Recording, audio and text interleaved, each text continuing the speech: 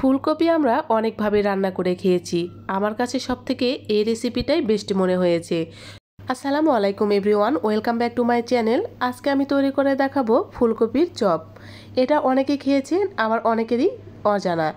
যারা জানেন না তাদের জন্য আজকের রেসিপি। তো চলুন কথা না বাড়িয়ে চলে যাচ্ছি ঝটপট মূল রেসিপিতে। ফুলকপির চপ তৈরি করতে এখানে প্রথমে আমি নিয়েছি ফুলকপিগুলোকে আমি সুন্দর ছোট ছোট পিসেস করে কেটে নিয়েছি এবং পরিষ্কার করে ধুয়ে নিয়েছি। এবার ফুলকপিগুলোকে আমি সুন্দর করে সেদ্ধ করে নেব। তার জন্য একটি পাতিলে আমি ফুলকপিগুলো উঠিয়ে দিয়েছি। তার ভিতরে দিয়ে দিলাম 3-4টি আলু দেওয়ার পরে সামান্য একটু পানি দিয়ে দিচ্ছি। আলু আর পানি দিয়ে কিন্তু আমি এর ভিতরে দিয়ে দিব হলুদ, সাথে অ্যাড করে দিচ্ছি সামান্য একটু লবণ। হলুদ আর লবণ দেওয়া হয়ে গেলে প্যাচুলার সাহায্যে সুন্দর করে মিশিয়ে নেব আর খুব ভালো করে এটাকে সিদ্ধ করে নেব।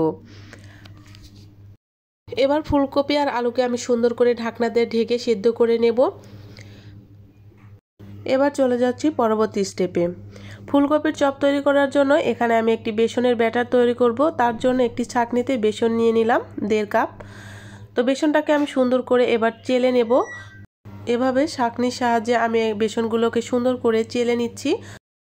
বেসন চেলে নেওয়া হয়ে গেলে এবার আমি দিয়ে দিচ্ছি শুকনো চালের গুঁড়ি। শুকনো চালের গুঁড়িটা একই প্রসেসে আমি ছাঁকনির সাহায্যে সুন্দর করে চেলে নেব। আর অবশ্যই চেষ্টা করবেন চপে শুকনো চালের গুঁড়া দিতে, তাহলে চপ কিন্তু খুব বেশি ক্রিস্পি হবে আর খেতেও অনেক বেশি ভালো লাগবে। দুইটি উপকরণই আমার চেলে নেওয়া হয়ে গেছে। এবার চলে আসছে চুলাতে। এদিকে আমার কিন্তু ফুলকপি আর আলু যে সিদ্ধ বসিয়ে দিয়েছিলাম সেটাও কিন্তু সিদ্ধ হয়ে গেছে। এবার ছাঁকনির সাহায্যে পানি ঝরিয়ে আমি উঠিয়ে নিচ্ছি। তো খুব সুন্দর মতো সিদ্ধ হয়ে গেছে, আমি কিন্তু চেক করে নিয়েছি। ঠান্ডা হয়ে যাওয়া পর্যন্ত আমি একটু অপেক্ষা করব যাতে খুব সুন্দর মতো ঠান্ডা হয়ে যায়। এদিকে বেসনের ব্যাটারটা রেডি করে নিব। তার জন্য আমি এখানে 1/2 চামচ লবণ, 1/2 চামচ শুকনো মরিচের গুঁড়া, সাথে দিয়ে দিলাম 1/2 চামচ হলুদ গুঁড়া, আরও অ্যাড করে দিচ্ছি বেকিং পাউডার 1/2 চামচ, দিয়ে দিচ্ছি রসুন বাটা, তার সাথে আরও দিয়ে দিলাম 1/2 চামচ আদা বাটা। এবার ঠান্ডা পানি দিয়ে সুন্দর একটি ব্যাটার তৈরি করে নেব। বেসনের ব্যাটার তৈরি করতে চেষ্টা করবেন একসাথে পানি না দিতে, আস্তে আস্তে পানি দিবেন আর এভাবে ব্যাটারটা রেডি করবেন। তো খুব বেশি ঘন না, আবার খুব বেশি পাতলাও না, এমন একটি ব্যাটার তৈরি করতে হবে। তো আমি ধাপে ধাপে পানি দিয়ে একটি সুন্দর একটু ব্যাটার তৈরি করে নিয়েছি। দেখতেই পাচ্ছেন ঘনত্বটা কেমন। তো আসলে এটা দেখেই বুঝে নিতে হবে।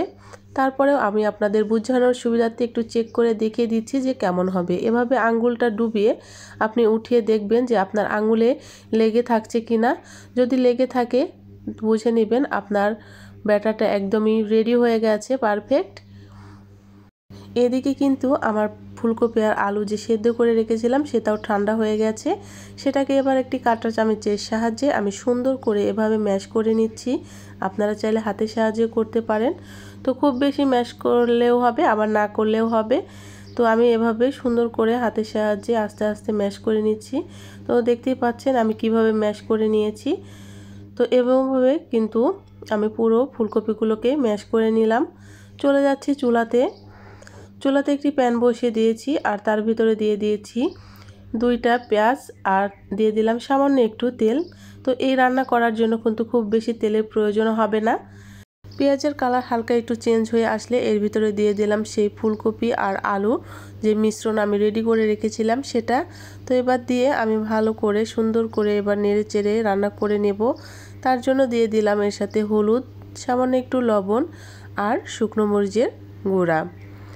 3টি উপকরণ দেওয়া হয়ে গেলে ভালো করে আমি এই তেলের সাথে সুন্দর করে মিশিয়ে নিচ্ছি। আরও অ্যাড করে দিয়েছি আদা বাটা, রসুন বাটা,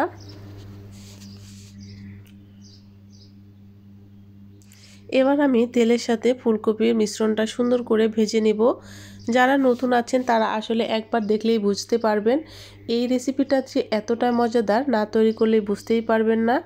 বিকেলের নাস্তা স্ন্যাক হিসাবে কিন্তু এই রেসিপিটা রাখতে পারেন, খুবই মজা লাগে। তো সিজন থাকতে থাকতে কিন্তু অবশ্যই আপনারা এই ফুলকপির চপটা একবার হলেও তৈরি করবেন, ভীষণ মজা। তো আমি কিন্তু বেশ অনেকক্ষণই জাল করে নেড়েচেড়ে নিয়েছি। নামানো ঠিক আগ মুহূর্তে দিয়ে দিলাম 2টা কাঁচামরিচ। এখানে আপনারা চাইলে ধনেপাতা, কাঁচামরিচ যে কোনোটা ইউজ করতে পারেন। তো আমি কিন্তু সুন্দর মতো রান্না করে নিয়েছি, শুকিয়েও এসেছে। এবার আমি চুলা থেকে নামিয়ে নিয়েছি। এবার হাতে একটু তেল ব্রাশ করে নিলাম। এবার একটু চপ আকারে শেপ দেব। তার জন্য হাতে এভাবে নিয়ে গোল গোল একটু চাপ দিয়ে একটু চপ তৈরি করে নেব। ঠিক আলুর চপ যেভাবে আমরা তৈরি করি একই প্রসেসে একইভাবে। ভীষণ মজার, খেতে অসাধারণ আর তৈরি করা খুবই সহজ। আশা করছি আজকের রেসিপিও আপনাদের কাছে অনেক বেশি ভালো লাগলো। প্রিয় দর্শক, আজকের রেসিপি যদি আপনাদের কাছে একটুকু ভালো লেগে থাকে, আপনাদের কাছে ছোট্ট একটু রিকোয়েস্ট করছি, প্লিজ আমার চ্যানেলে যারা আজকে নতুন আছেন আমার চ্যানেলটি সাবস্ক্রাইব করে পাশেই থাকবেন। পাশে থাকা বেল আইকনটি প্রেস করে রাখবেন যাতে সবার আগে নোটিফিকেশানটি পৌঁছে যায় আপনার কাছে। তো এভাবে কিন্তু সবগুলো চপ আমি রেডি করে নিয়েছি। দেখতেই পাচ্ছেন কতটা লোভনীয় আর সুন্দর লাগছে। এবার এখান থেকে একটি চপ আমি তুলে নিলাম আর বেসনের ব্যাটারে দিয়ে আমি ডুবো তেলে ভেজে নেব।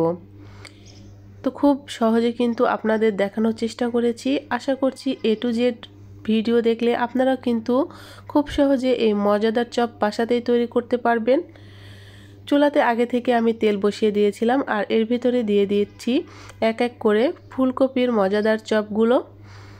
আর এভাবেই সুন্দর করে উল্টে পাল্টে কিন্তু একদম মুচমুচে লাল কালার করে আমি ভেজে নেব।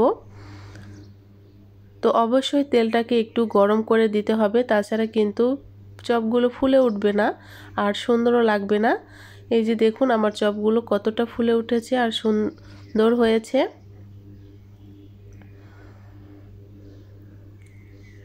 রেসিপি যদি ভালো লাগে অবশ্যই লাইক, কমেন্ট, শেয়ার করতে ভুলবেন না।